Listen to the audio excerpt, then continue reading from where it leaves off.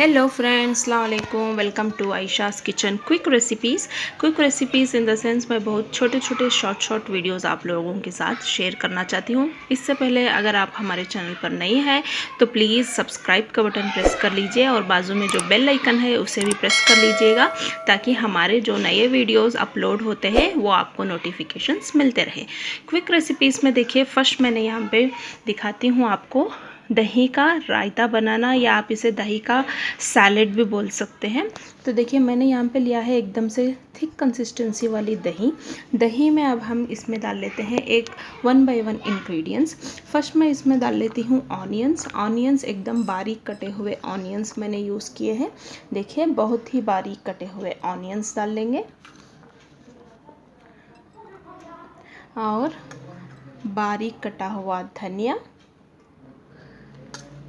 बारीक कटे हुए ग्रीन चिलीज, सब कुछ एकदम ही फाइनली चॉप करके डालिएगा।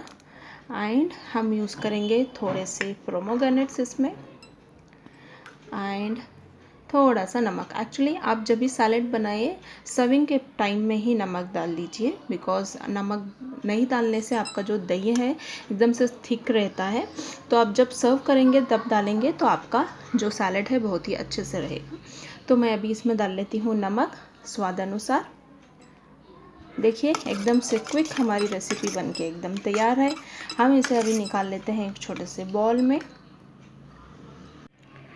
ये देखिए फ्रेंड्स, मैंने निकाल लिया है एक छोटे से कप में। एकदम कलरफुल दही का सैलेड बनके एकदम तैयार है। इसे आप यूज़ कर सकते हैं बिरयानीज़ के लिए, पुलाव के लिए, या कोई भी साइड डिश के लिए आप यूज़ कर सकते हैं।